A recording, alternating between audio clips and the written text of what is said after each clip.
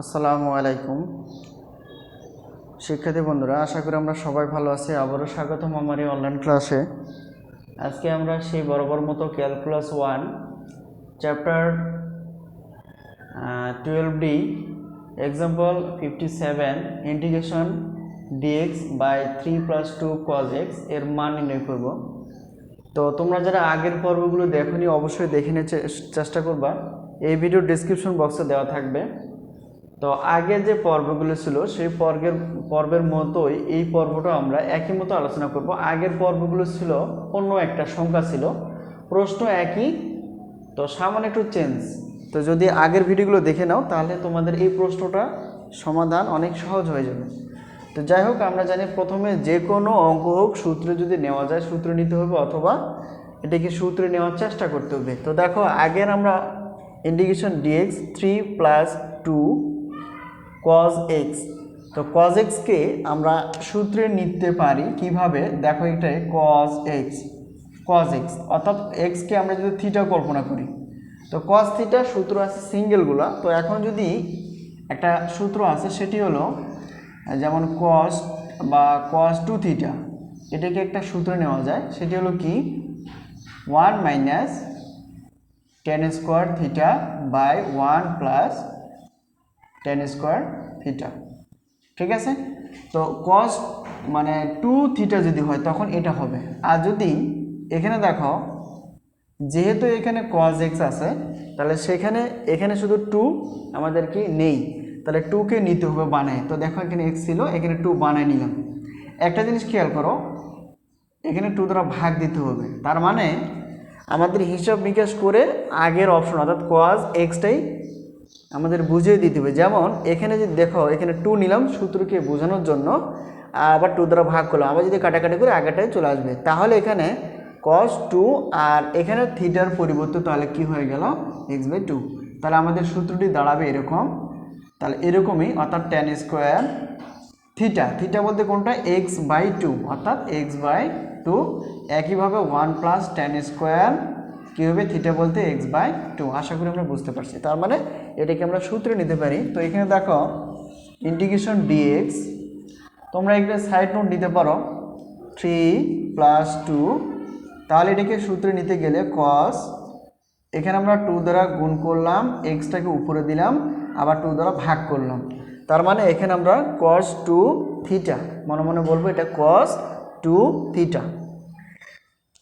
তো সেই সূত্রটি এখানে হবে, অর্থাৎ dx বাই 3 + 2, তাহলে cos 2 থিটা সূত্র আমরা কি জানি? 1 - tan স্কোয়ার ভাগ 1 + tan স্কোয়ার। তাহলে এখানে cos 2 x/2, তাহলে সূত্রটি হবে এরকম। ঠিক আছে? তাহলে এখানে আমরা লিখতে পারি 1 - tan স্কোয়ার x/2, আর নিচেটা কি হবে? 1 প্লাস, সূত্রে যা বলে সেটাই আমরা করে নিব। ঠিক আছে? এইটা এখন দেখো, এই 2টা কিন্তু এটার মানে গুণ অবস্থা আছে, এখানে কিছুই নেই, মানে এখানে গুণ, তাই এই গুণটা আমরা 2 দিয়ে উপরে গুণ করব। ঠিক আছে? তো এখন ইন্টিগ্রেশন যা আছে তাই থাকবে, dx আমরা লিখে ফেলবো, আর 3টা তো যোগ আকারে আছে। আচ্ছা, এই 2টা আমরা উপরে যদি গুণ করি তাহলে কী হবে? 2 × 2, অর্থাৎ 1 দিয়ে যদি 2কে গুণ করি 2 × 2, এই 2 দিয়ে পরেরটাকে যদি গুণ করি তাহলে 2। আচ্ছা, এখানে আছে tan স্কোয়ার x/2, আর নিচের অপশন 1 + tan স্কোয়ার x/2। আশা করি আমরা বুঝতে পারছি।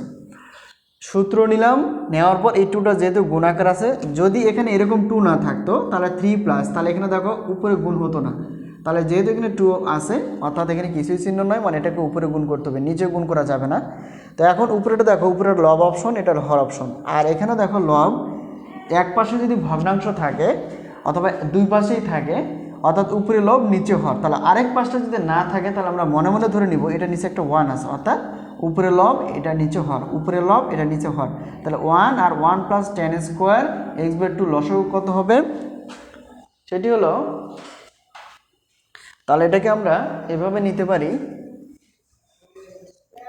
আচ্ছা, এখানে অর্থাৎ ইন্টিগ্রেশন dx এটা উপরেই থাকবে।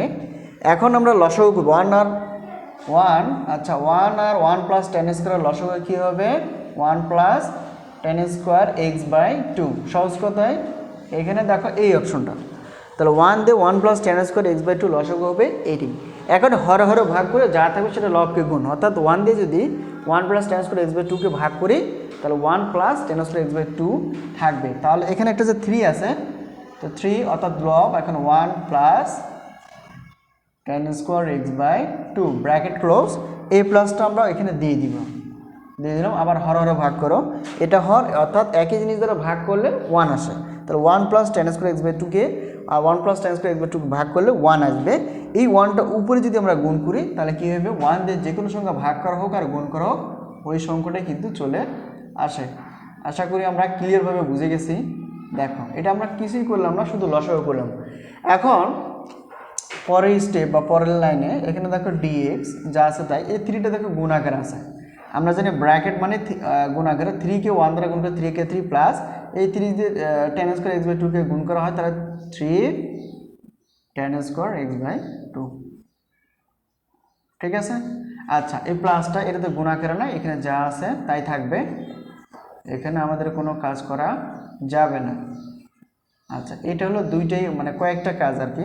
1 প্লাস এখানে tan square x by two, শুধু এখানে এই লাইনে আমরা কি করলাম, এটা গুণ করে দিলাম আর আগে যা আছে তাই থাকলো আর এটা যা আছে তাই থাকলো। ঠিক আছে, এটাকে আমরা যোগ বিয়োগ করতে পারি, যেমন ইন্টিগ্রেশন উপরে দেখো ডিএক্স আছে, ডিএক্সটা আমরা রেখে দিলাম। আর এখন যোগ বিয়োগ করবো, উপরে দেখো যোগ বিয়োগ করা যায় কিনা, এখানে দেখো প্লাস 3টা টেন স্কোয়ার এক্স আর মাইনাস 2টা টেন স্কোয়ার এক্স, অর্থাৎ বাদ দিলে অর্থাৎ বিয়োগ করলে একটা টেন স্কোয়ার থাকে, অর্থাৎ 1 লেখার দরকার নেই। তাহলে tan square x by two. ঠিক আছে, আশা করি আমরা বুঝতে পারছি। এই 2 মানে প্লাস 3 এবং প্লাস 2 যদি যোগ করে দেয় তাহলে কী আসবে, প্লাস 5 আসবে। আর নিচে হর অপশন কী ছিল, এখানে দেখো 1 plus tan square x by two. আশা করি আমরা খুব সহজে বুঝতে পারছি যে কোন লাইনের পর কোন লাইনটা আমরা করতেছি, একদম সিম্পল ব্যাপার। দেখো তোমরা সবসময় খাতার নিচে নিচে লিখবা, যেহেতু আমার এটা বোর্ড তাই এখানে আমরা এই পাশে মানে এই লাইনের পর এই লাইন, এই লাইন, এই লাইন, তারপর এই লাইন, তারপর এই লাইন, তারপর এই লাইন। এখন এটাকে আমরা একটা কাজ করতে পারি না, যেমন এখানে দেখো ইন্টিগ্রেশন, আমরা এটা বোঝার জন্য দেখো ডিএক্সটাকে সাইডে রাখলাম আর এখানে কিছুই থাকবে না, মানে 1 থাকবে। আচ্ছা এখানে কি করা যায়, ও আরেকটা কাজ এখানে একটা করা যায়, তো যেহেতু একটা আমরা সূত্র জানি, যেমন sec square theta minus tan square theta কী লেখা যায়, আমরা যেটা 1 লেখা যায়। তাহলে যেহেতু এখানে দেখো 1 প্লাস টেন স্কোয়ার আকারে আছে, তাহলে এটা যদি আমরা করি তো এখানে অতএব sec square theta 1 plus tan square theta. ঠিক আছে, তার মানে এই ডান পাশের অপশনটা আছে, আমাদের এই বাম পাশেরটা নিতে হবে। তাহলে এখানে থিটার পরিবর্তে শুধু কি আছে, থিটার পরিবর্তে এক্স বাই টু, থিটার পরিবর্তে এক্স বাই টু। তাহলে আমরা কি নিতে পারি, অর্থাৎ 1 plus tan square x by two, 1 plus tan square x by two আমরা এটা নিতে পারি, অর্থাৎ sec square x by two নেওয়া যাবে। ঠিক আছে, তাহলে উপরেরটা উপরে এখানে দেখো সাইডে রাখলাম, আর এখানে আমরা কি, অর্থাৎ tan square x by two plus 5, আর এটাকে আমরা সূত্র যেহেতু নিলাম তাহলে এখানে কি আসছে, sec square x by two. ঠিক আছে, এইটা। এখন উপরেরটা যদি লব মনে করি আর এই অপশনটাকে যদি পুরো হর মনে করি তাহলে দেখো উল্টায় যায়, তো উল্টায় গেলে কী হবে, দেখো sec square x by two এটা উপরে যাবে আর tan square x by two plus 5 নিচে আসবে। ঠিক আছে, এইটা।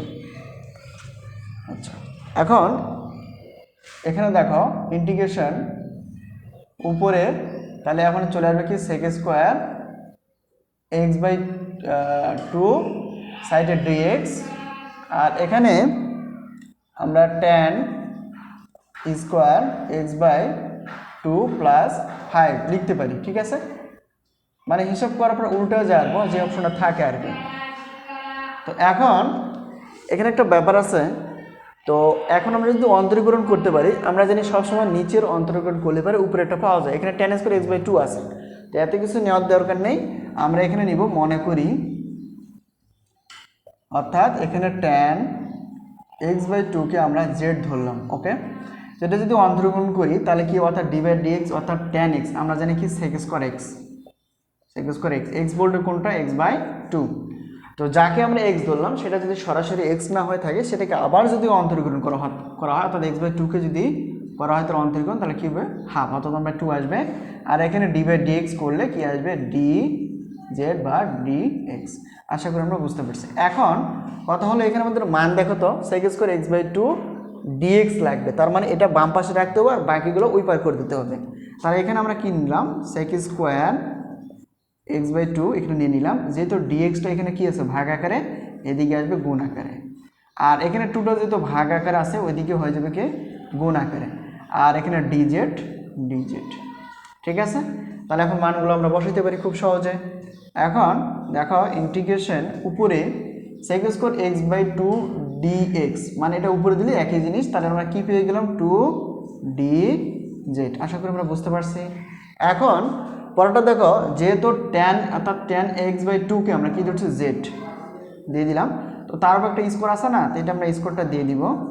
এখন একটা কাজ করা যায়, আচ্ছা 5টা এভাবে লেখা যায় কিনা ভালো করে খেয়াল করো। আমরা যদি এটাকে সূত্রে নেওয়ার জন্য এরকম করা যায় কিনা, তার মানে হলো √5 মানে হলো রুট স্কোয়ার কাটা, তার মানে আগের 5টা চলে আসবে। এমনভাবে নিতে হবে যাতে করে আমাদের আগের লাইনটাও ঠিক থাকে পরের লাইনটাও ঠিক থাকে, এবং সূত্র যদি নেওয়া যায় এই জন্যই আমরা এটাকে নিলাম। তাহলে এখানে মনে মনে কল্পনা করো, আচ্ছা আমরা ইন্টিগ্রেশন এটা জানি ডিএক্স, আচ্ছা এটাকে জেড যেহেতু একটা চলক তাহলে এটাকে এক্স স্কোয়ার ধরলাম, আর এটার সংখ্যা তাহলে এটাকে ধরলাম কি এ স্কোয়ার। তাহলে এটা একটা সূত্র আছে না, integration d x by x square plus a square, integration d x x square plus a square. আমরা কি সূত্র জানি, আমরা জানি 1/a tan inverse x by a plus একটা কনস্ট্যান্ট থাকে সেটা হলো সি, ঠিক আছে। তাহলে এখানে এ বলতে কোনটা, এ বলতে হবে √5 আর এক্স বলতে কোনটা হবে জেড, ঠিক আছে। তাহলে এইভাবে আমরা আরেকটা কাজ করা যায়, যেহেতু এই টুটা দেখো একটা সংখ্যা, এটা ইন্টিগ্রেশনের বাইরে নেওয়া যায়। আর উপরে কি থাকে ডিজেড, আর এখানে জেড স্কোয়ার প্লাস √5 তারপর স্কোয়ার। এখন আমরা সরাসরি সূত্র ব্যবহার করব। এখন যদি সূত্র ব্যবহার করি, টুটা 2 থাকবে, তো ইন্টিগ্রেশন ডিএক্স এক্সের পরিবর্তে যেটা আছে তাহলে x square plus a square, আমরা কি জানি 1/a এ বলতে কোনটা √5 আর এখানে দেখো tan ইনভার্স। এখন এক্স বলতে কোনটা এখানে জেড, আচ্ছা আর এ বলতে কোনটা, এ বলতে √5। আশা করি আমরা বুঝতে পারছি এইটাই। এখন প্লাস সি, যেহেতু যাকে আমরা ধরছি অর্থাৎ মনে করে রাখছিলাম, মনে করে নেওয়া মানেই হলো কোনো কিছু ধার নেওয়ার মতো। যেহেতু আমরা ছোট করলাম অর্থাৎ মনে করি tan x/2কে আমরা জেড ধরছি প্রয়োজনে, তো এখন জেডের পরিবর্তনটা আমাদের অর্থাৎ জেডের জায়গায় এটা বসাই দেবে। তো এখন দেখো 2 যদি উপরে গুণ করি 2 আর √5টা যা আছে তাই। এখন tan ইনভার্স, এখন দেখো জেডকে আমরা কি ধরছি অর্থাৎ tan x/2 আর নিচে কত √5, ব্র্যাকেট ক্লোজ করলাম আর প্লাস সি আছে সি। তাহলে এটাই হলো এই প্রশ্নের অ্যান্সার। আশা করি আর বুঝতে পারছি, এটা খুবই গুরুত্বপূর্ণ একটা। তো এখানে আমরা কি করলাম শর্টকাটে বোঝার চেষ্টা করি, এক সূত্র নেওয়ার চেষ্টা করলাম, 2 দ্বারা গুণ করলাম 2 দ্বারা ভাগ করলাম। তাহলে এখানে 2 থিটা, আমরা জানি 2 থিটা মানে হলো cos 2 থিটা 1 - tan square theta by 1 + tan square theta. তো 1 - tan স্কোয়ার থিটা বলতে x/2 এইটা। এখন এই 2 দিয়ে উপরকে গুণ করে দিলাম, তারপর দেখো লব বাই হর তাহলে হরগুলো লসাগু করলাম করে হরেরও ভাগ করে যা থাকবে সেটা লবকে গুণ, এই প্লাসটা ছিল এই প্লাসটা দিলাম, হরেরও ভাগ করে যা থাকবে সেটা উপরে গুণ করলাম, করার পর এটাকে গুণ করে দিয়ে এটা হলো, তারপর এই লাইন আমরা কী করলাম যোগ করলাম। অর্থাৎ দেখো এটার থেকে এটা বাদ দিলে একটা tan স্কোয়ার x/2 এটা অর্থাৎ 3 + 2 যোগ করলো 5। এখন এটাকে আমরা আলাদা করার চেষ্টা করলাম, দেখো এখানে দেখো ডিএক্সটা এই পাশে রাখলাম, এখানে 1। তো এখন দেখো এই যে 1 + tan স্কোয়ার x/2 মানে হলো sec স্কোয়ার x/2, এটা যদি চেঞ্জ করে উপরে দেয় তাহলে এটা হবে। তো এখন নিচেটাকে ধরলে উপরে এটা পাওয়া যায় আমরা জানি, তো এটাকে জেড ধরলাম, তাহলে এটা অন্তরীকরণ করার পর এটা পাওয়া গেল। এখন মানগুলো আমরা বসাই দিলাম, দেওয়ার পর দেখো এখানে sec স্কোয়ার x/2 ডিএক্স আমরা 2 dz পেয়ে গেলাম, বসাই দিলাম। আর এখানে tan x/2কে আমরা কী ধরছি জেড ছিল, তারপর যেহেতু একটা স্কোয়ার আছে স্কোয়ার, আর এখানে তো রুট ছিল না কারণ এখানে নিলাম স্কোয়ার হিসেবে, কারণ এখানে আমাদের x square plus a square আছে, তার মানে এটা স্কোয়ার নিতে হবে, এটা স্কোয়ার নিতে হবে। তো এখন যদি আমরা সরাসরি এরকম নিতাম অর্থাৎ 5-এর উপর স্কোয়ার, তাহলে কী হইতো, তার মানে 5 × 5 = 25, তো এখানে তো 25 নেই, তো আমাদের 25 নেই, তার মানে এমন একটা টেকনিক অবলম্বন করতে হবে যাতে করে কমও হয় না বেশিও হয় না, অর্থাৎ ঠিক থাকে। তাহলে দেখো এখানে এটা মান বসায় দেওয়ার পর এটা 2টা যেহেতু একটা সংখ্যা, এটা বাইরে নিলাম ইন্টিগ্রেশন।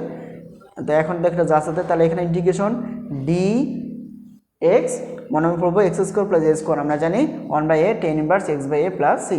তো এখন 2a2 ইন্টু 1/a, এখানে 1/a বলতে কোনো √5 tan ইনভার্স, এখানে দেখো tan ইনভার্স লিখছি আমরা। আর এখানে এক্স বলতে কোনটা জেড, আর এ বলতে কোনটা হবে √5 প্লাস সি। এখন একটু সামান্য হিসাব, 2টা উপরে গুণ করা যাবে tan ইনভার্স, আর জেডের মান যেহেতু আমরা ধরছিলাম কি এটা, তাই এখানে tan x/2 আর √5 যা আছে তাই প্লাস সি। এটি হলো এই প্রশ্নের অ্যান্সার। তো আশা করি আমরা বুঝতে পারছি। যদি কোনো প্রশ্নে কোনো জায়গায় একটু পরিমাণ বা বিন্দু পরিমাণ কোনো সমস্যা থেকে থাকে অবশ্যই কমেন্টসে লেখার চেষ্টা করবা। তো এরকম ভিডিও পেতে বা ক্লাস পেতে আমার চ্যানেলের সঙ্গে থাকো, বন্ধুবান্ধব মাঝে শেয়ার করবা। তো আবারও দেখা হবে পরবর্তী এক্সাম্পলে, সে পর্যন্ত ভালো থাকো, আল্লাহ হাফেজ।